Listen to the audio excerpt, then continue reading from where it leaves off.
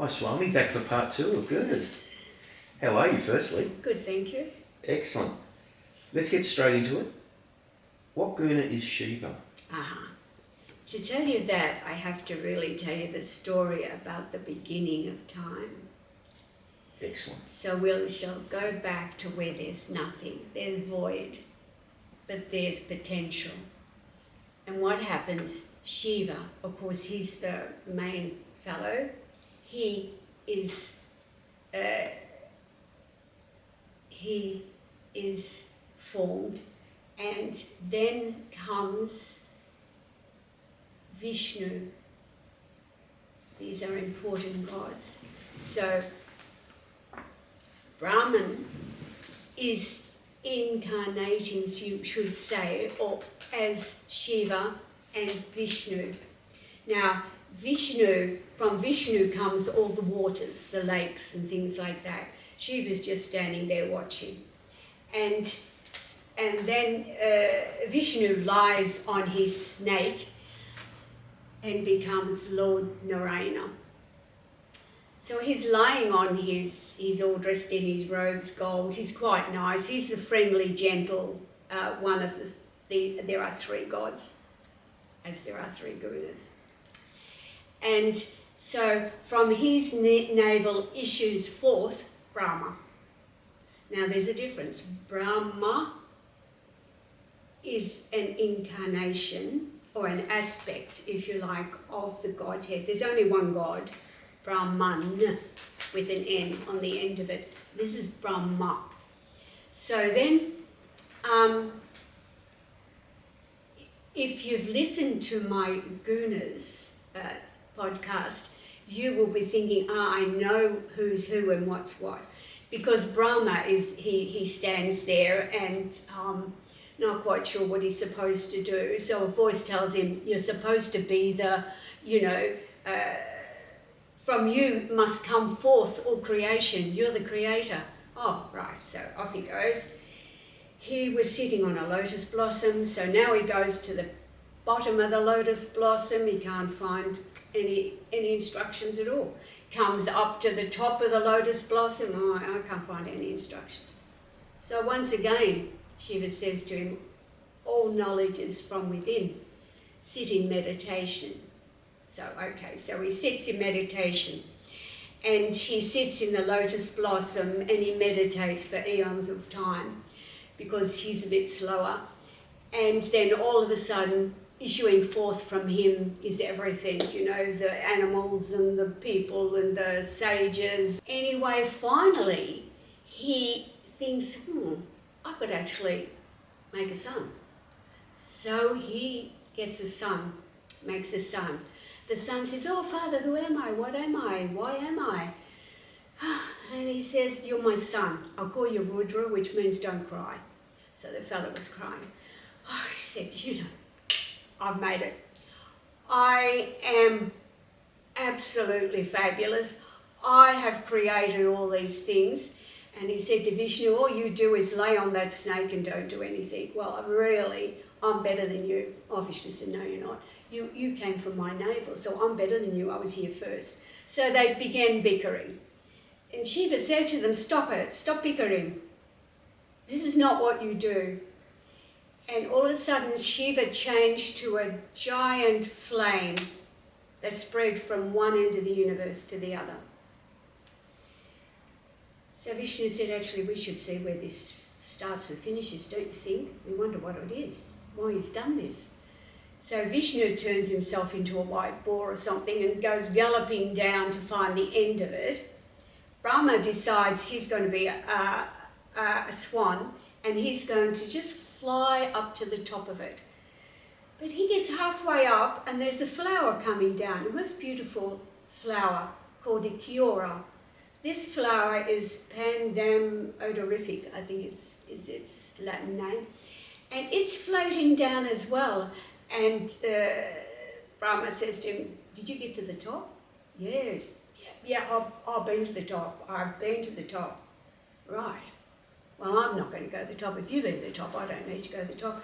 So look, we'll go down and we'll be better than Vishnu because we'll say we've been to the top. Vishnu goes on to the netherworld, he's been as long, and he comes back and he said, honestly, there's no beginning, there's no end of this at all. Oh, said Brahma, I found the top, I found the beginning. So all of a sudden it changes again to Shiva, and Shiva said, there is no beginning and there is no end. You have lied and cheated to gain advantage over Vishnu. So he said, from this day forward, you will not be worshipped as a god. There will be no temples ever built in your honour because you disgrace. Now go away. But the flower said, what about me? And Shiva said, you also have lied because there is no beginning and there's no end. So he said, you no longer will be a flower that is used in worship. You will only be used to decorate the temples. So he sent them away. But that's not the only thing. Brahma decided to have a daughter. So one evening at twilight, he created a daughter named Sandhya, which means twilight. Oh, she was the most beautiful thing. Oh, and he lusted after his daughter. He thought, I'll marry her because I want her.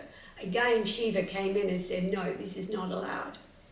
This is part of the universal law and it cannot be broken. You cannot do that.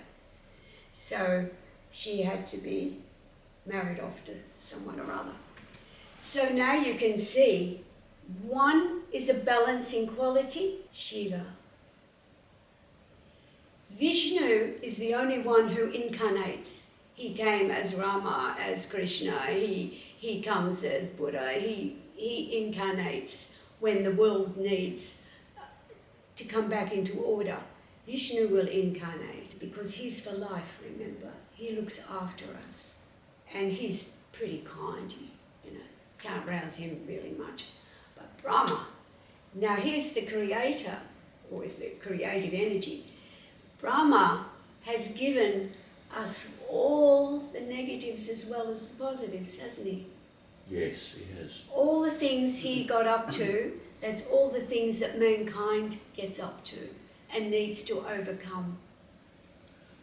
So you have here is Tamas, Vishnu Rajas, Shiva is Sattva. Wow. Now you're saying how there's so many gods and it's all. That's exactly what I'm thinking. Yeah, I'm thinking if Vishnu can do all this stuff, no wonder people are confused. Yeah, it's all. But there is only one God. Only one God. What you have to read into that, these are aspects. Now, Joe, you're one person. You're one entity. But you're a father. You're a husband. Businessman. Friend. Probably some enemy. Oh, for sure. Balance everything. I've already said 6 things Yeah. that you are. 6 aspects of you there are. And every time you interact with someone, if you interacted with one of your children, you become the father figure, the benevolent figure. If you're with interacting with your wife, you have a different persona. If you're in business, you have a different persona. As a friend, you have a different persona. So for most humans, not all, we don't all need it, but some of us do. We need something for God that we can hang on to. Do we want a part of the God that's like us? No, we can't, because we're not allowed to worship Brahma. But, Vishnu, he's a really nice, kind, benevolent fellow. He doesn't do any harm to anyone much and comes to save the world when it's necessary. Or Shiva. Now, Shiva is known to be, he likes all the I's dotted and the T's crossed. He likes all the rules and regulations. Absolute. He takes no prisoners. He likes it all nice and calm. So... I get the aspect of me being like a businessman, husband, wife, not wife, but husband, father, etc. But Can I ask a really silly question? Yes. With Vishnu being all these gods, how is that not confusing people? Now, Vishnu is only one. Okay, then I must have misunderstood Yeah, the story earlier. Vishnu is for life and that, but he's the only one that incarnates. Okay. Yeah, Yeah. like Krishna or, Yeah. you know. Yeah. With that, is Shiva free from Gunas? Or is he the No, he's the Sattva. He's the Sattva. Yeah. Okay. So I know you've just explained it, but can you just explain that again? That if he's a Sattva, what is that? He brings balance and harmony. He brings the rules to be right. He's the shining one. Yes. Yep. How do we or how can we transcend the three gunas in this situation? Just to keep them balanced. If we balance them, we are in control. Sattva is in control. Okay. You have balance and harmony if you keep them balanced. But too much trying to be sattva, too much rajas, whatever, that doesn't work. Does your soul find the balance or imbalance and then try and correct that when you're trying to find that balance? Well, that's when you sit down and contemplate. We would hope that the soul is at least listening. Yeah. Is there a guna that is most pure? Sattva. By asking most pure, what do you mean by most pure? So why is he the most pure of the three? Sattva is balanced. It's the closest to the light. It's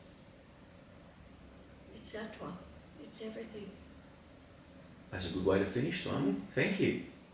Thank you for joining us in another episode of the Teachings of Samata. For further information regarding these teachings with Swami Durgananda and the products, please check out the website below. To follow along with this journey, please subscribe for more. And thank you. We hope to see you again soon.